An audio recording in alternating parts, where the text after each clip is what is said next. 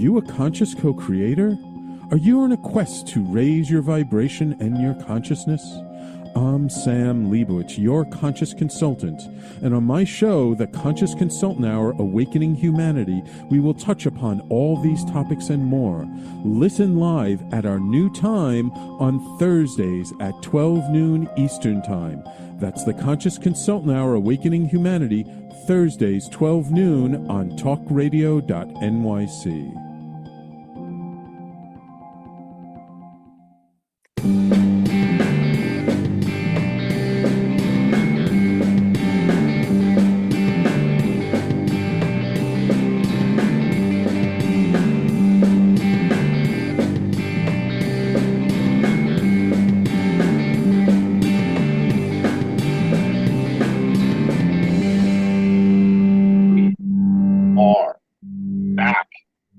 Philanthropy and Focus. We do the show every single Friday morning. I bring on a leader of a nonprofit organization to help them tell their story and amplify their message. Today, we're calling this Building Bridges, Saving Lives. Keith Scott, President and CEO of Pronto, Long Island, is here with me today. Keith, you know what, man? Sometimes things aren't always going in our favor in life, and we all work it out. So I appreciate the flexibility this morning, making this happen between you and me. How are you, sir? What's going on? Not a problem, Tommy. Thank you so much for having me on. I'm just psyched, man. I'm really excited. I mean, I was looking on LinkedIn this morning, learning more about your background, and it's funny how, you had said you'd been checking out my show a little bit, so you kind of were aware of what we're doing, and it's interesting. You've been at so many organizations where I have friends, and several of those folks have been on this show. I saw that you were at Free Family Residence and Essential Enterprises. Robert Budd is a friend. Robert Budd has been on this program. Some of the other places you've stopped along your journey. And that's just what the show is. It's really about the journey of the leader and the organization. So I became aware of your organization probably maybe about a year and a half ago when my friend Heather Edwards from Allied Foundation was one of the honorees at an event. Heather and her team, really her team, it's Heather. She's one person running this really important organization, has donated millions, literally millions of diapers and wipes and period products and things to families and people in need. And she was being honored by your organization, and that's how I found out about Pronto. And I'd met your predecessor along the way, and then you and I connected, and I'm glad we did. So listen, without further ado, what we're going to get into, you and I have talked about this already, but it's your story. Nobody knows it better. And ultimately, as I say, we get into the Pronto story and the important work that the organization is doing. So really, let's just jump into it. I'd love to know, I always ask my guests, I always say, how did you get to the nonprofit sector? And it's funny how people say, how did you get here? So this morning, I was asked by my friend last night, Katie McGowan from Horseability, where I'm on the board of directors. She said, Tommy D, well, we're going to be at Horseability at the farm tomorrow morning. Can you come by? And I said, well, I do my show. You know that. She goes, I know, but can you come from 8 to 8:40 in the morning and be at the farm? And I was there, and somebody said, Tommy D, how did you get here? And I know what they meant. Like, why are you here? Like, what's your connection? Are you a member of the Long Island elite? And I said, I drove. And that's not what they meant. So when they said, how did you get here? I said, I'm on the board of directors. That's why I'm here representing Horseability. But how did you get here, Keith Scott? And I don't mean, how did you get to your office this morning? But you know what I'm saying? Like, how did you get to the sector? Why? Was there a catalyst? What was the catalyst in your life that drew you to this type of work, wanting to be on the front lines? And as I say here, specifically with the work you're doing now, serving those who really need services. Let's start with your background. Yeah, it's interesting that many of us in the nonprofit sector, there's always a story behind it, right? You're not in this field unless you love it or unless you want to make some type of change, right? We're not in this for a paycheck. We're in this to help and hopefully better our community. Growing up, I think seeing a lot of disparities, right? Seeing a lot of disparities between access to mental health treatment for peers of mine, access to substance abuse treatment, and just seeing how, unfortunately, the system, decades or so ago was not set up like it is today. And we're not where we need to be either, but I wanted to make a difference. I wanted to do something. Ironically, at some point in my career, much earlier on, I wanted to be a police officer because I wanted to serve my community, make a difference. I went all the way through towards almost the end with Suffolk Police, and I got the call and was going through the background process. and it was almost at the end, almost ready to go. And actually, I turned it down. At the time, I was working in the substance abuse prevention field as a prevention coordinator, setting up anti-drug and health and wellness programs in school districts throughout Suffolk County. And while being a police officer is admirable and great in its own regard, I don't think that would have made the change that I want to. I want to work on policy and really changing the community on a broader scale. So I actually wound up turning down the job and pursuing a full-time career in the nonprofit sector. But it's really, I want, like it sounds kind of cliche, but I want to leave the world in a better place than when I came, or at least do my best to do that. It might sound cliche, but I think things that are cliche because they're real, because we say them all the time. That's what that whole thing is about, right? But it's a situation where I think those are the people we choose to hang out with, people like you and me that want to be with change makers. I mean, like I said, I had to finagle a little bit. I drive my 4 kids to school in the morning. My wife starts her day early, but she was able to kind of work with me on that so I could shoot over to Horseability and meet with 80 or 90 people that were there who are change makers, who want to make the world a better place. So I love that story. First of all, thank you to all of our law enforcement people, and certainly thank you to our veterans. We just celebrated Memorial Day. And it's really, I love that you wanted to serve the population, and you saw that this policy change could be better affected through the work you're doing now than being, working for Suffolk County PD. So again, and listen, that's life, man. We come to these crossroads and we're trying to figure things out and go, you know, well, maybe I can make more impact over here, or maybe I can make more impact over there. And I love that. But I want to go back to something you said, because I listen for these clues, and we talk about catalysts and how people get to a certain place. What was the deficiency that you were seeing? Was it for mental health services or other services that you were seeing in your population? It sounded like there was a thing there where, as a young person, maybe your peers or colleagues were not getting services they needed. So I want to go into that a little bit if we could. I grew up at a time where the heroin epidemic was at its height, right, on Long Island, and seeing peers of mine unfortunately fall victim to the epidemic, and speaking with their families, and seeing them from, elementary school, and seeing their change over the years, and seeing a change, for the worse, and seeing their families desperately trying to get them treatment, trying to get them access to care, and there just weren't services available. And unfortunately, due to the lack of availability, some passed away due to their addiction. So seeing that numerous times, time and time again, I was sitting there looking at this, like I was young, but I'm thinking there has to be a better way to do this. And in looking at substance abuse and addiction, that was an original passion of mine to work in that field. But there's a lot that goes into it, right? There's a lot that happens before someone unfortunately falls a victim to substance use. And that's what we're trying to do now, really primary prevention, and provide families the services they need to hopefully steer clear of any negativities and really increase their protective factors. Yeah.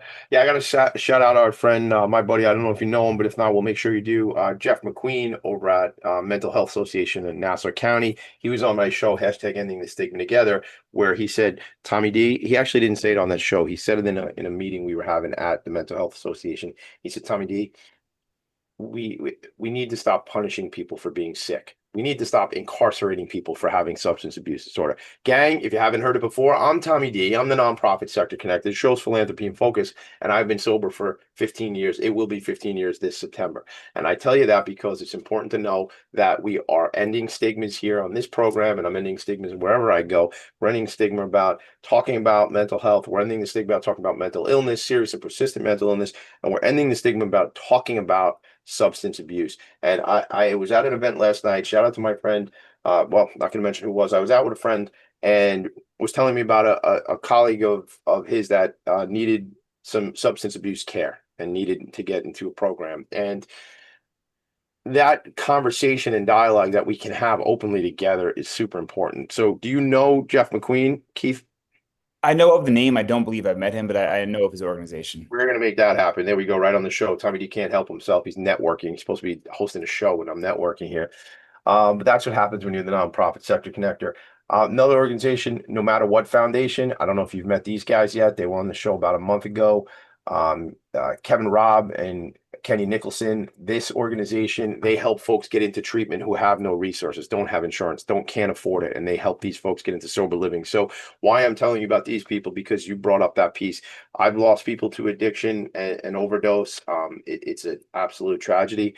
And then you throw in this mix with this whole fentanyl thing, which is not overdose, not addiction. Sometimes people took a pill and they were poisoned, and that's a whole other topic of discussion. But we have a lot of friends in common. We have a lot of colleagues in common. When I saw you last week, our friend Dr. Jeffrey Reynolds was in the room, over at Family and Children's Association, FCA, and certainly, he's on the vanguard really of this work, and certainly somebody we all look to. So I'm looking here. I see Free. I know you're also an adjunct professor. I want to talk about that, but I see the Safe Center. I see Well Life Network. I'm looking at FCA. I mean, you've really been around in Long Island nonprofit for a number of years. And I kind of made one of these comments to you the first time we connected. And I was like, thanks for being in this work, man. Like, thanks for taking leadership in this work. And let's talk about that, because I've been pondering that statement to you because I tend to proliferate on things. But it was specifically because you were like, Tommy, I'm hearing that a lot. Like, people are saying, like, thanking me to do that. But like, it's almost like you're doing us a favor by doing that. But I didn't mean it that way, Keith. You know what I'm talking about? Like, I was just like, dude, we need more sharp young people running these nonprofit organizations. And let's talk about that, because let's just be candid about it. When I said that to you, I meant it, out of love and appreciation and things like that. But then I started to think about it, because it was like, it's not like a step down. This is a great sector to work in. This is a great place to be. So what are your thoughts on that? I didn't even tell you I was going to ask you that, but it's coming up for me right now. Absolutely. It's interesting because I've heard it my entire life since, I started volunteering in the nonprofit sector very, very young in middle school. But beyond that, even I think 19, 20 years old, I started really working in this field and volunteering in this field, and then chose to pursue a career. And people were looking at me kind of like, oh, yeah, almost like it was less than, right? And that always bothered me. And it's Almost like, not. And it's not. I got to stop you. It's not less than. And this is why I've been diagnosing this for 2, 3 weeks since we first connected on it. Because I'm like, it's not. It's freaking great. The problem with it is, I think everybody realizes that, unfortunately, the way the system is set up, our folks in this sector sometimes are not paid and served by their organizations as they should be, right? I mean, that's sometimes maybe part of the, let's go, stigma. That's just maybe the miscommunication or misunderstanding. It's not less than. You're on the front line saving lives, literally, man. and what's more valuable than a life, right? And Nothing. it's Nothing.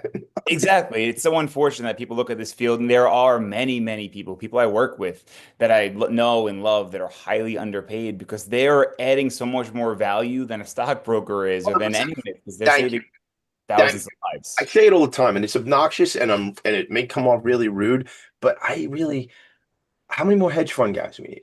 Now, we need them on our boards, hedge fund guys. We like to have you on our boards. And we also like when hedge fund people own our baseball team. By the way, let's go Mets, Uncle Steve Cohen.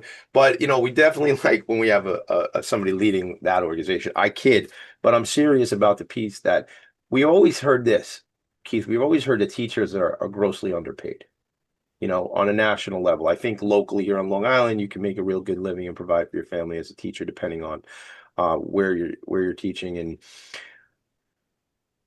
as a society, I really believe we have a lot of things out of whack, and the incentives for people and the compensation for people who are doing great work are often messed up and not appropriate. And we hire people, and people make ridiculous incomes for doing work that I believe personally, one man's opinion, doesn't drive a whole lot of value to a society.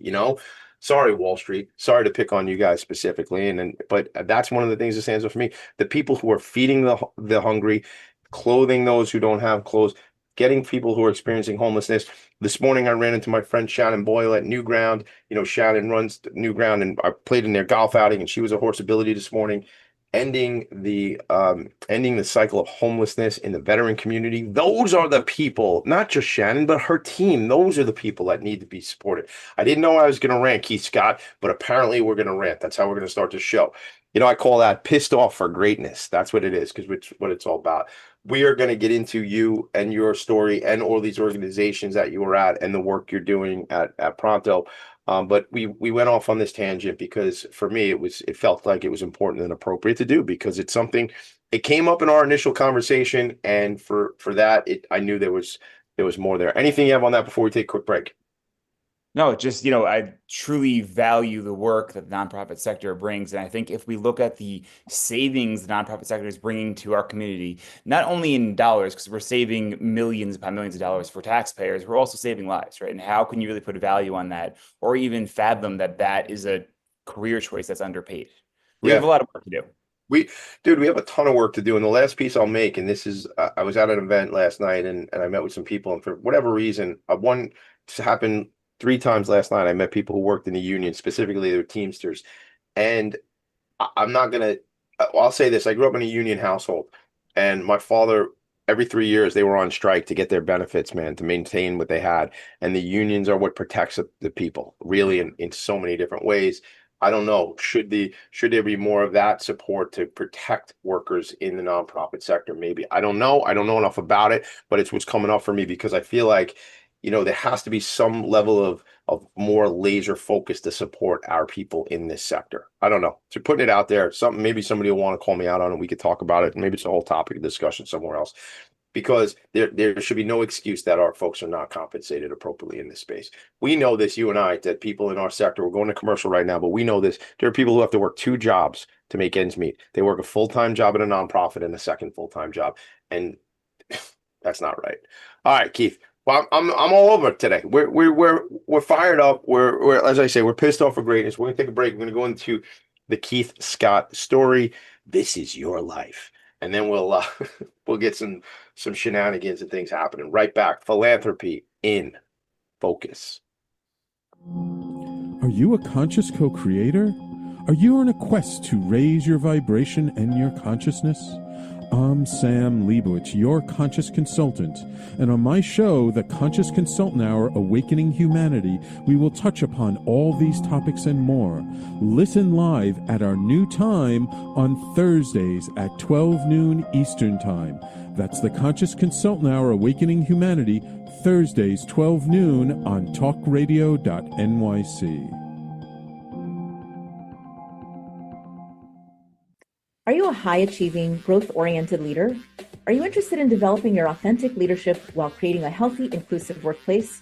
Hi, I'm Dr. Mira Brancu, host of The Hard Skills on talkradio.nyc at 5 p.m. Eastern on Tuesdays, where we discuss how leaders develop the hard skills needed to make a greater impact. We interview experts, have live coaching, and tackle these challenges. Listen to The Hard Skills on Tuesday at 5 p.m. Eastern on talkradio.nyc. You're listening to Talk Radio NYC. Uplift, educate, empower.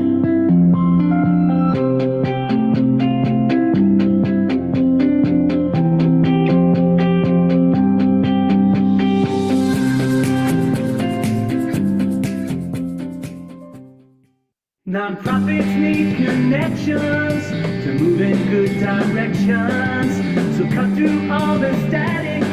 Join Tommy in his attic. Cut through all the static. Join Tommy in the attic, baby. All right, Keith Scott, mission-driven nonprofit leader with a strong background in education, addiction prevention, and community advocacy. Yes, I'm reading.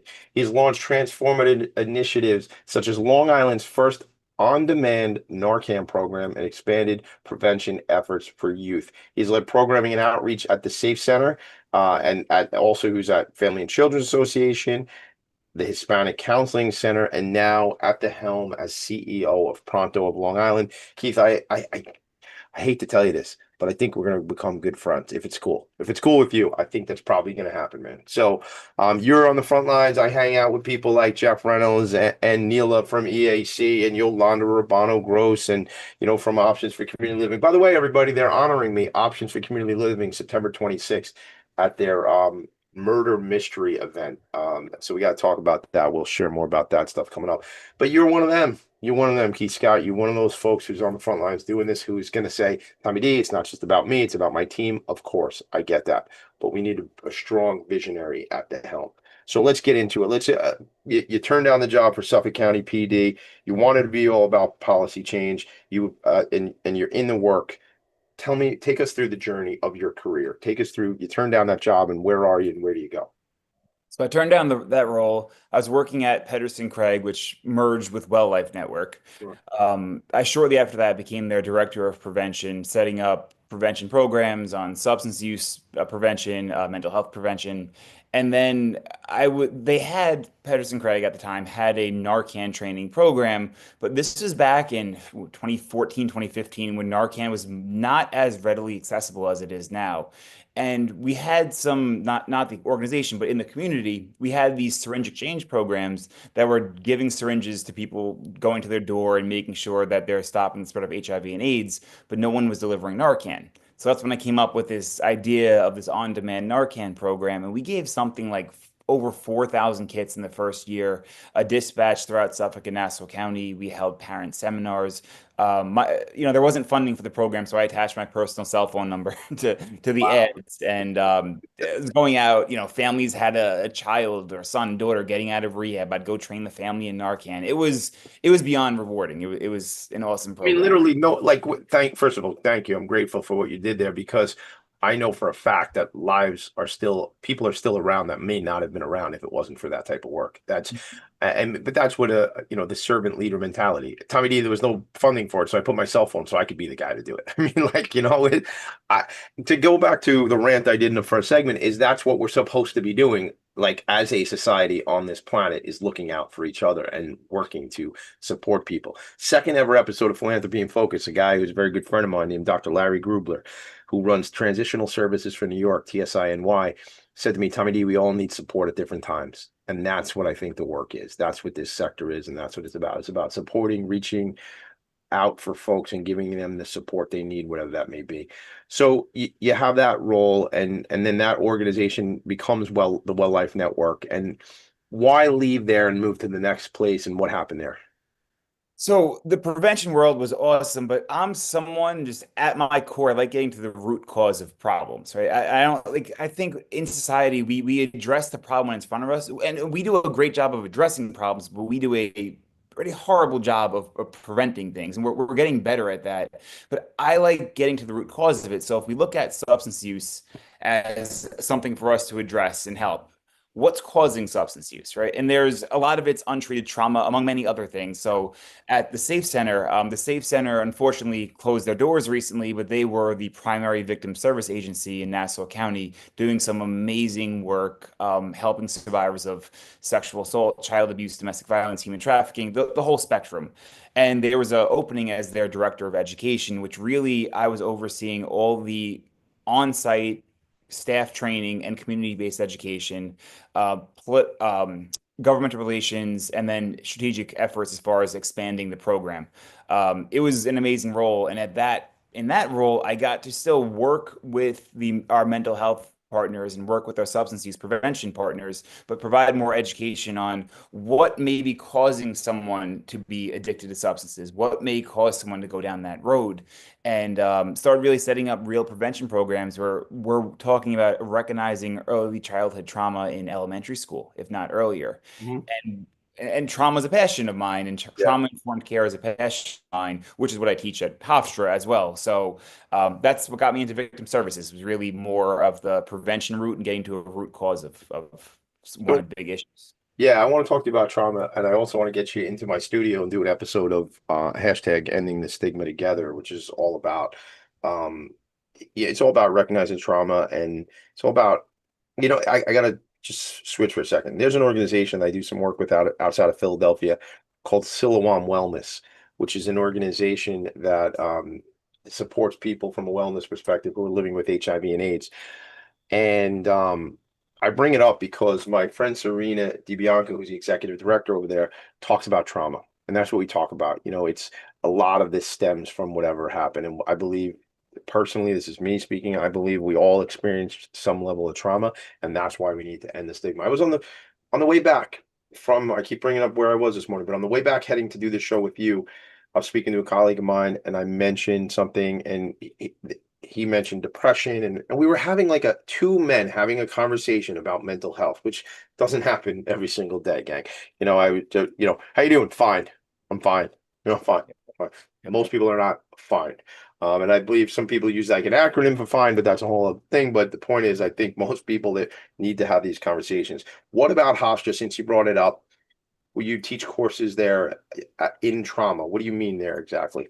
So I teach three courses there, two on really intro to mental health that we cover the spectrum of trauma, addiction, mental health, the criminal justice system. But a very amazing colleague of mine and good friend of mine, a mentor of mine, Claudia Boyle, who's also the CEO of a counseling center, her and I co-teach a class called Trauma Informed Care, or Trauma Brain Body Connection. So it's mostly for students pursuing the medical degree, undergrad, and it really teaches them what trauma is and how to recognize symptoms that could be a disguise for some type of traumatic behavior or traumatic effect. And we help the students develop skills to work with survivors of trauma. I love that. By the way, Claudia's been on the show. She's a friend. I appreciate that you guys do that together. I didn't know you have that work together. I'd love to drop in on that work myself, just to be, and inform people about this stuff. I believe we should all have a personal finance class that I think most people don't get, and I think we should have a class like yours. Those are like true things, like the human being, like to notice trauma. You talk about like mental health first aid and different things like that, to be able to see things and understand where people are at and what they're going through. I want to talk, that's a whole other thing where we could just talk about, what you're teaching and things like that, because that's so critically important. And I don't believe, in my opinion, I think it should be something, like I say, that should be ubiquitous, where everybody is aware of these types of things. I mean, I'm raising 4 kids right now, and we're always managing mental health and behaviors and all that sort of stuff. And at 47, I'm still trying to figure things out personally, right? So like it's an ever growing situation. And not to make it too much simplified, but my opinion on this stuff is, when we can approach each other through and with love and compassion and curiosity, I think then we change things. It's a curious, like, really, Keith, how can I help you with that, man? Tell me more, like that. And then it becomes an open dialogue. And that, to me, is connection. And there's this whole thing about what is the quote unquote, the cure to addiction, and is it not connection? I think a lot of people say it's connection, and I know a little bit about connecting. So I love this conversation. We have to keep having these talks. So first of all, shout out to Claudia Boyle and the work they're doing over at Hispanic Counseling Center. So you keep moving through your career. So where are we now? So I was at Victim Services, Safe Center Victim Services. I was there for just over 4 years, did some amazing work there. And I knew eventually I wanted to have a role leading a nonprofit and really, affecting change.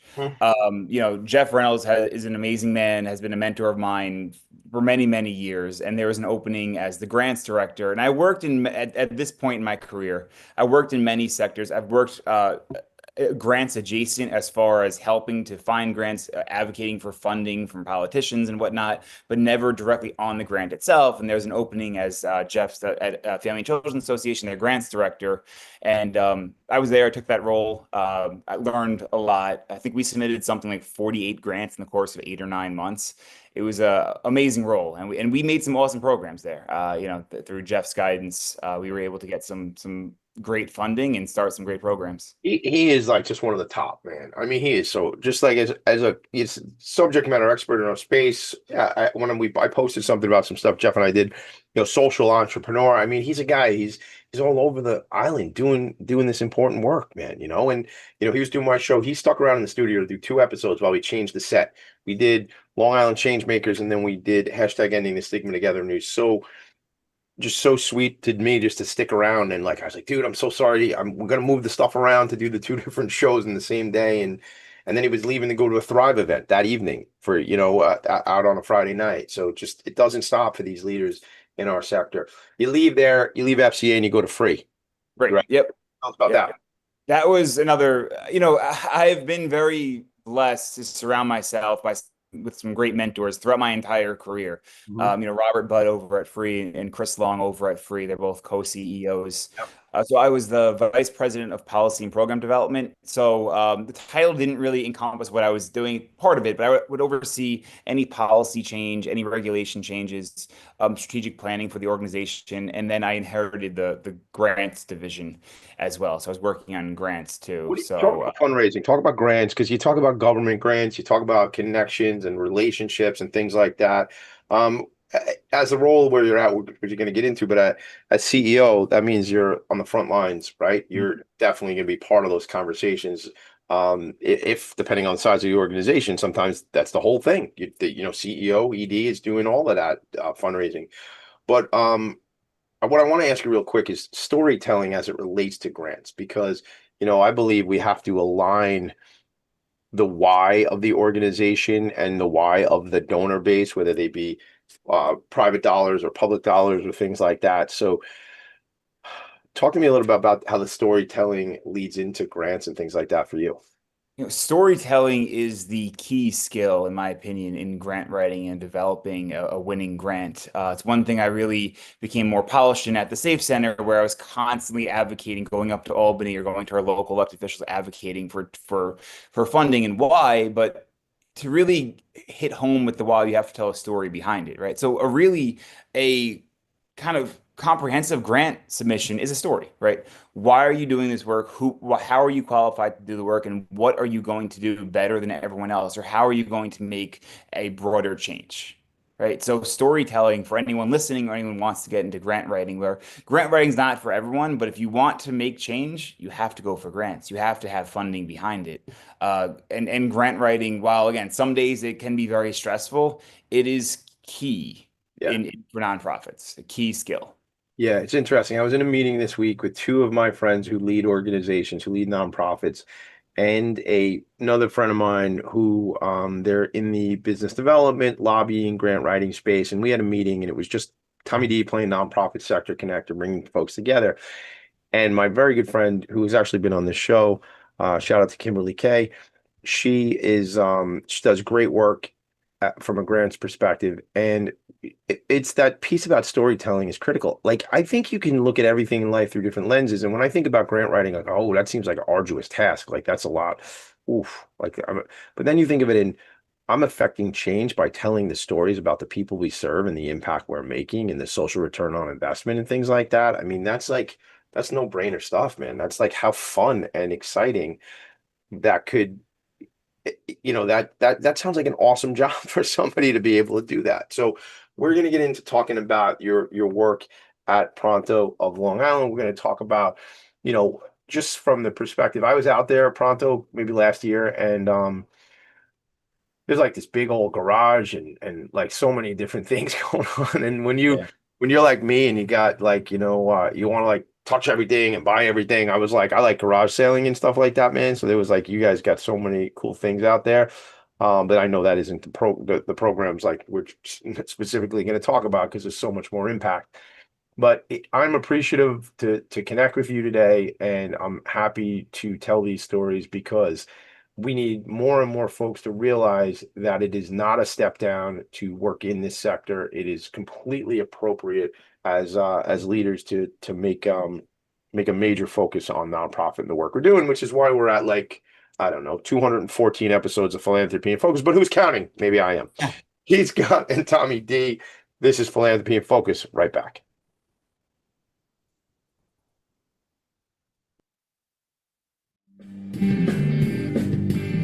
Hey everybody, it's Tommy D, the nonprofit sector connector, coming at you from my attic. Each week here on talkradio.nyc, I host the program Philanthropy and Focus. Nonprofits impact us each and every day, and it's my focus to help them amplify their message and tell their story. Listen each week at 10 a.m. Eastern Standard Time until 11 a.m. Eastern Standard Time, right here on talkradio.nyc. Hi, I'm Linda Marsanico. The A Train to Sedona is a memoir about my journey to love and compassion. It's also the name of my new broadcast on Wednesdays at 12 noon. When we are spiritual, we embrace possibilities and ideas, which strengthen our mind, body, spirit, health, and wisdom. On the A Train to Sedona broadcast, I plan to interview guests who embrace these expansive practices, Join us on Wednesdays at 12 noon on Talk Radio New York City. You're listening to Talk Radio NYC at www.talkradio.nyc. Now broadcasting 24 hours a day.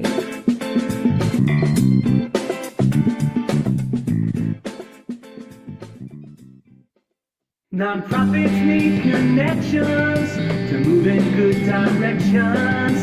So cut through all the static. Join Tommy in his attic.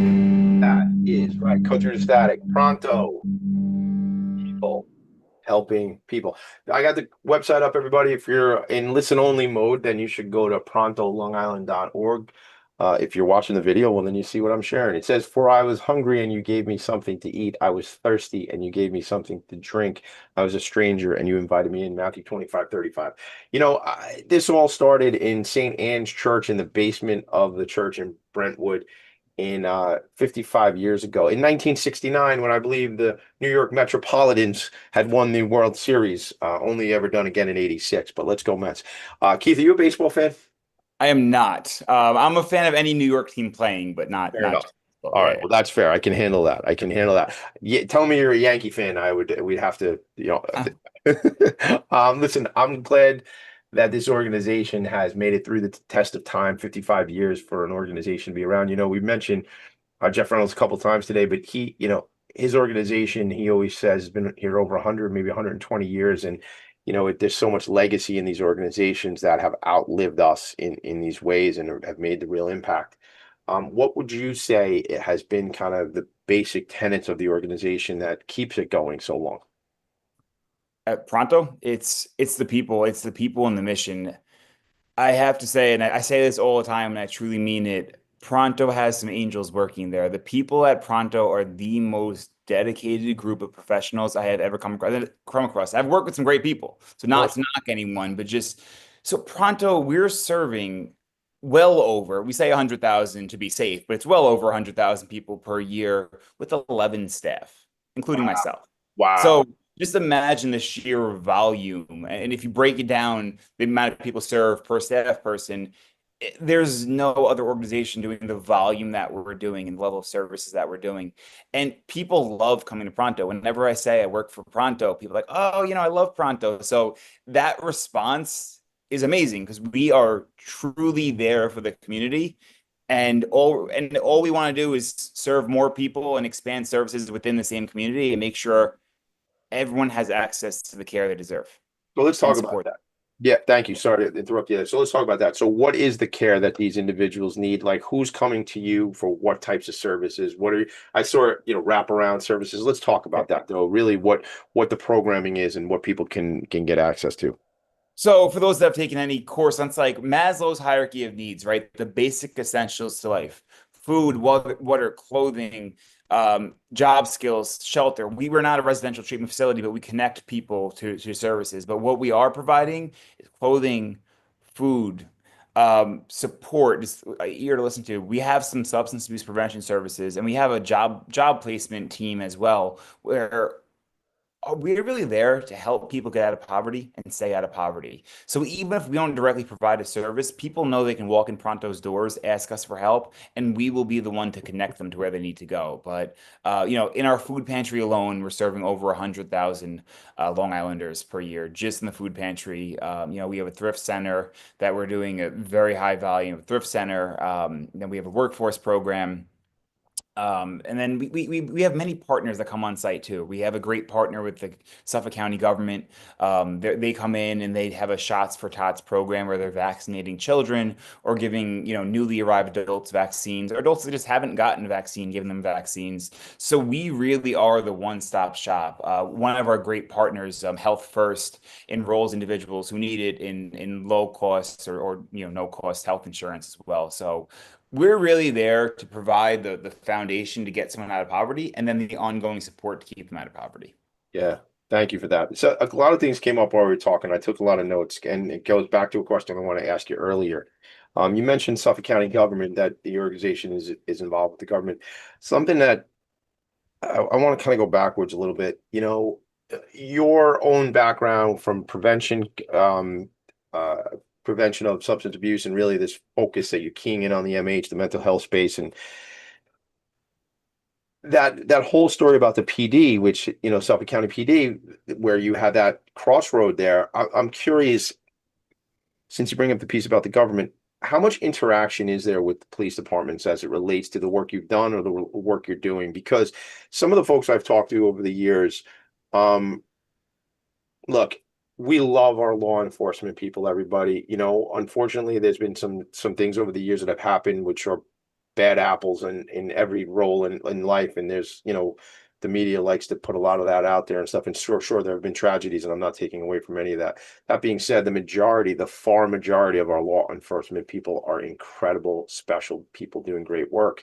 And I know there's like an interaction at times where somebody might be called to, a law enforcement might be called, and they collaborate with nonprofit organizations, specifically as it relates to mental health space, and also, as I understand, substance abuse, because people are, and I shout out to Jeff McQueen again, people are sick, and sick meaning, addicted or mental health, and getting locked up is not exactly a cure to help somebody who is sick. They need other services. So where I'm going and what I'm asking you is collaboration from your perspective, whether it be a Pronto or some of your other space with law enforcement, and what that looks like, where they can have numbers to call people in the mental health space, that the police on the scene and other first responders, to collaborate and get people services they need and not haul everybody in. The police are our partners in the nonprofit sector. There are bad apples, but that is a very, very, very small minority compared to the amazing officers we have out there. Throughout my career, it's interesting to ask, I've worked very closely with law enforcement. At the Safe Center, we were co-located with Nassau County Special Victims Squad. They were 5 doors away from me, and I saw them almost every day because they were dealing with someone as a survivor or a victim, passing them over to the Safe Center, and we were giving them the treatment they deserve. At Pronto, Suffolk County Police are a huge partner of ours. They come by. They were with me on Monday. They came by on Monday just to say hi. They donate car seats. They help provide seminars. They're referring people to Pronto. So the police and nonprofit sector, we are running parallel, right? We're there to support, and so are the police. It says protect and serve. That's what it is. To protect and serve. That's what the police, and it's so important to realize that, because we want to talk about breaking stigmas, ending stigmas. Cops are here to help, man. Police officers are here to help law enforcement. So much. Anyway, maybe that's obvious to everybody listening. For me, I sometimes have to point things out because I think it's important to do so. Talk about other ways you collaborate with the government from a Pronto perspective locally, because it is something you brought up. So I want to know what that sort of looks like. We have some from government contracts and grants. We have Department of Social Services that's on site with us because, again, Pronto is just a very large resource, right? Pronto is a resource that we are providing an array of services. So in part of that array, we have Department of Social Services that comes down and actually tables at Pronto and refers people out, refers people to services. We have other grants through the Department of Multicultural Affairs. We work with the Department of Labor, where we have a Department of Labor staff person on site at Pronto that helps to refer people out certain roles that they need or certain jobs. So really, we work hand in hand with the government, and they are on site with us, really, providing referrals or providing direct support within Pronto. Yeah, again, another, I think, thing that needs to be pointed out, that the government is there to support us and work with us and collaborate with us. And just last week, I was the MC at a film premiere for a movie called Warrior in collaboration with Warrior Ranch Foundation, and there were so many Suffolk County politicians. I strike that. So many Suffolk County elected officials. Shout out to my friend Rebecca Sannon, who has helped me replace those words. Not politicians, but elected officials. And there were so many folks in there that are there on the front lines doing the work and partnering up with our nonprofits. So really, really important stuff. We're going to take a quick break. We come back. Keith Scott, here's what we're going to do. We're going to talk about what's upcoming for Pronto, how people can get connected to Pronto. What do you need? With 11 staff serving over 100,000 people, that tells me that there's probably opportunities for people to volunteer. Is that right? Correct. A lot of volunteer I opportunities. thought so. I thought there might be volunteer opportunities. So I want to talk about that. I want to talk about what's upcoming, when you and I are going to hang out, when I can come out, we'll shoot some videos, do some cool stuff together, have fun, tell the story about Pronto and the great work that you all are doing. So that's what we're going to do when we come back. What's upcoming? How can we help? Who do you want to meet? How's that sound? Absolutely. Thank you. Right back. Were you an essential worker during the pandemic? If you needed to learn stages of epilepsy, did you depend on advocates? Did you use new innovations to cope with mental and neurological issues? Maintaining high quality of life and keeping good mental health are what we all strive for. I'm Frank R. Harrison, host of Frank About Health, and each week top healthcare influencers, professionals, and innovators answer these questions and more. Stay tuned on Thursdays at 5 p.m. on talkradio.nyc, and I will continue to be frank about health with all of you. Ready to serve up success with a splash? Hi, I'm Bruce Kramer, aka the corporate cockroach. I'm the Renaissance woman, Angie Snowball. And I'm your strategy doctor, Dr. Navtej Desange, inviting you to serving up success with a splash. Join us as we shake things up with real talk and real strategies centered around awareness, action, and accountability. And yes, there really is a cocktail involved. Please join us and sip your way to success.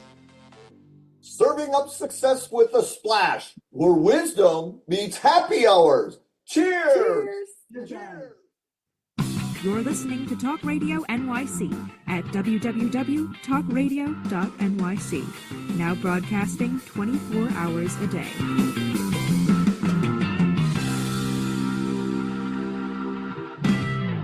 Nonprofits need connections to move in good directions. So cut through all the static. Join Tommy in his attic. Oh, as many of you might know, I used to say, you know what, people don't really know what Tommy D always wanted to be. Yes, I did say my name in the third person, but what I always wanted to be was a game show host.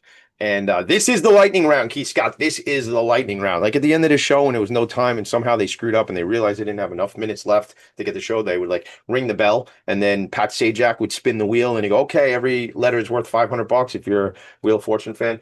I always would watch Wheel of Fortune and then a little bit of Jeopardy, because on Jeopardy I could only get like 2 answers right, but on Wheel of Fortune I was pretty good at it. So wow, that was a tangent. So this is kind of like that. This is what's upcoming, Keith. How can we help? How do we get connected? What do you need, man? Pronto has a lot upcoming. We also need a lot. I came on as CEO during an interesting time, right? Funding, government funding, there's some uncertainty there, right? We don't know what's going to happen with our economy. We don't know what's going to happen with the population we serve. So there's a lot going on. So we'll talk about that in a few. What's upcoming? So this coming Monday, June 2nd, we have our annual golf outing at Heartland Golf. So if anyone wants to come on down, golf starts at 4:30 p.m. and then dinner starts at 6:30 p.m. So that's one thing we have upcoming. June 7th, we have an annual garage sale. I know you mentioned you like, kind of like garage sales. So on June 7th, coming up pretty soon, we have our annual garage sale at Pronto.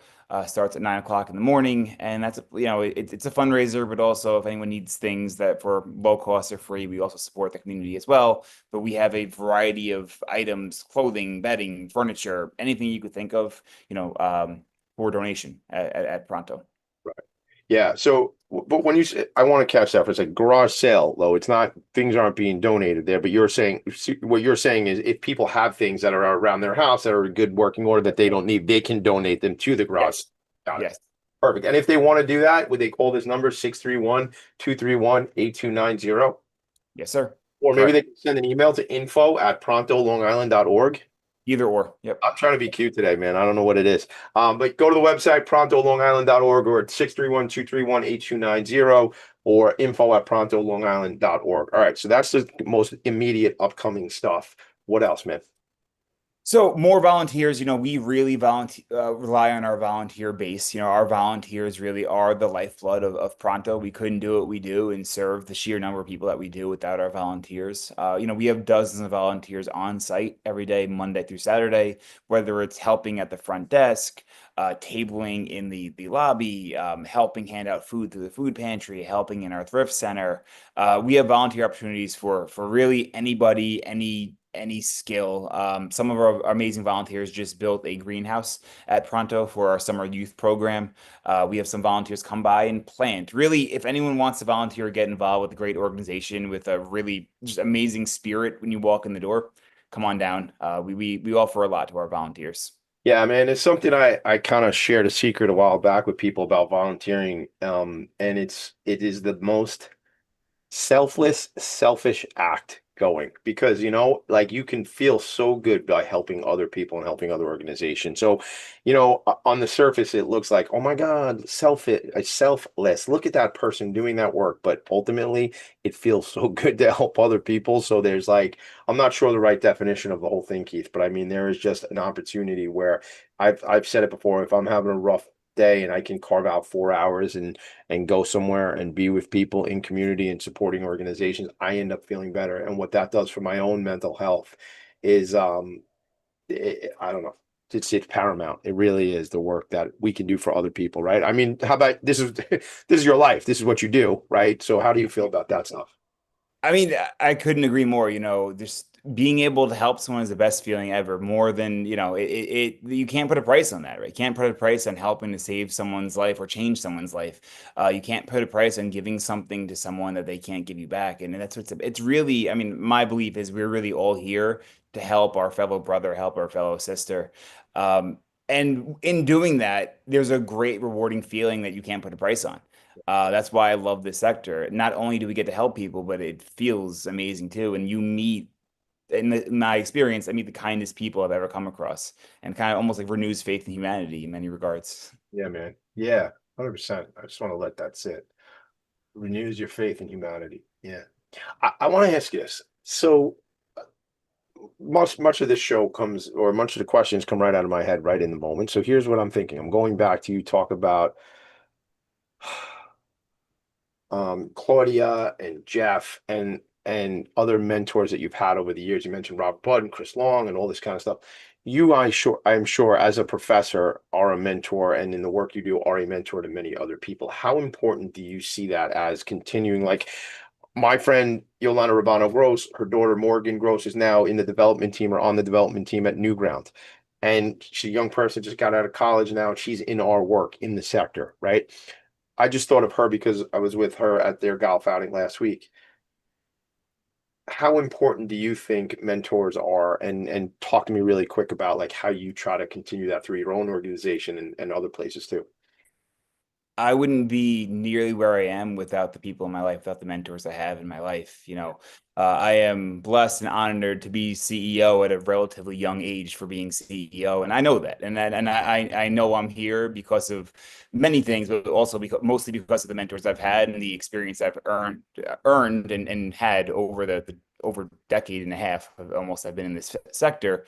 And it's my job to carry the torch and make sure I'm keeping the door open for other young professionals. I think one of the fears I have and what I see, there's not many young professionals entering this field that want to make it a career. I'm here for the long run. I want to be here until the day I retire, and I hope to never want to retire, because I love what I do. I see many young people entering the healthcare field, which is great, trades, which are great, but my fear is what happens when all of us get to the point of where we're on the elderly side. Who's coming in? We have people coming in for a short term to make a paycheck and leave, but we as a nonprofit sector need to do a better job at enticing young people to be in this field and start a career here. And thank you for what you just mentioned with the person you're kind of mentoring, because what's going to happen in 30, 40 years? Who's going to be leading these nonprofits? And I think it's my role as someone who benefited greatly from mentors to carry that torch and make sure I'm opening the door to help other professionals, whether young or older, whoever, learn and stay in this field. What do you think, is the barrier to having young people see this as a career? I mean, the stigma we talked about, the reality is there's a huge stigma with working in the nonprofit sector. I've heard from many people, oh, you're taking a vow of poverty, or why would you want to do that? Or, it's almost looked down upon as if, what I've heard from others, I don't believe this whatsoever, but what I've heard from others is also that you almost couldn't cut it here, so you went to the nonprofit sector, and that's not the case. No, Yeah, I've heard that's total bunk. That's total bunk. It's funny. Yeah. I'm not going to mention who I was talking to, but people probably, those who know me might figure it out. But I was talking to a very good friend of mine who leads an organization here on Long Island, and I want to say this person kind of corrected me. Like, I'm the nonprofit sector connector, Keith, and I realize I don't know most things, right? But this was like, my friend had to kind of call me out and be like, listen, that's actually not correct, Tommy. There are people who can career path. And what I was saying was, yeah, like this whole rant I go on, people don't make enough money in the sector, et cetera, et cetera. My friend was like, there are people who, as they make their way through an organization, are going to make a great living for their family. So that's a stigma too. It's like, there's that whole thing where, and these people should be paid appropriately for the incredible work they're doing. Back to how we started the show with the rant about, financial services and, versus the nonprofit sector. But people can and should, and that's the education we have to do. And that's part of what this show is about, is to just show people and expose people that how important it is to work in this sector and how important it is to make a career and do a 30, 40-year career in this space. Well, think about it. When someone's entering a union career, whether it's a trades person or a police officer, it's, oh, you'll get to top pay in 5 years, which will be X, Y, and Z. Your benefits will be X, Y, and Z in 5, 10 years. Where's that conversation for the nonprofit sector? You are right. People can make an amazing living. I'm doing it. Other people are doing it. There's many ways to do this and develop a career and be able to have a family here in Long Island and everything else. But we're missing that conversation of, okay, so in 5, 10 years, 20 years, you could be in this role with this. So I think we need more of a concerted effort to really have a campaign about careers in the nonprofit sector and show people that this is a place where you can grow and learn and be financially stable. And give back and help others. 100%. I just came up with a whole panel discussion while you were talking, because you know what it is? If somebody wants to level up, skill up, move forward, move up in an organization, there's no reason you can't do that in the nonprofit sector and be super successful. I was at a dinner and one of my friends said, I didn't want to necessarily become the CEO of a nonprofit. It's kind of happened through my career. My other friend was like, I had eyes on being a CEO of a nonprofit, and now she is a CEO, and I'm not going to mention names, but shout out to Lisa Birch. Hey, Lisa. But Lisa had said that to me at a dinner, she had eyes on being a CEO of a nonprofit organization. Now she runs Epic Family Services, handful of nonprofit organizations, and she's a friend of mine. And they, that's the thing. You can panel discussion, Keith Scott, Yolanda Romano Gross, Lisa Birch, Jeff Reynolds, maybe some others, about career pathing in our sector. And maybe we bring my buddy Ken Serini in for some flavor too. I just made that whole thing up. That's what happens on Philanthropy and Focus, and that's what happens between my ears, ideas, because if we continue to educate people on the opportunities, more and more, as you say, younger folks will come and be part of this sector. Keith Scott, I appreciate you. I'm glad we're connected. Let me know how I can help. We're going to be friends now if you want to be. I would like you to be my friend. It's up to you. I would love to be your friend. Let's do that panel also, and come down to Pronto anytime. We'd love to have you in, show you what we're doing and what we're working on to better serve the community.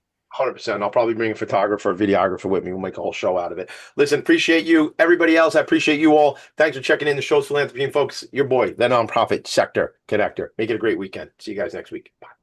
Nonprofits need connections to move in good directions. So cut through all the static.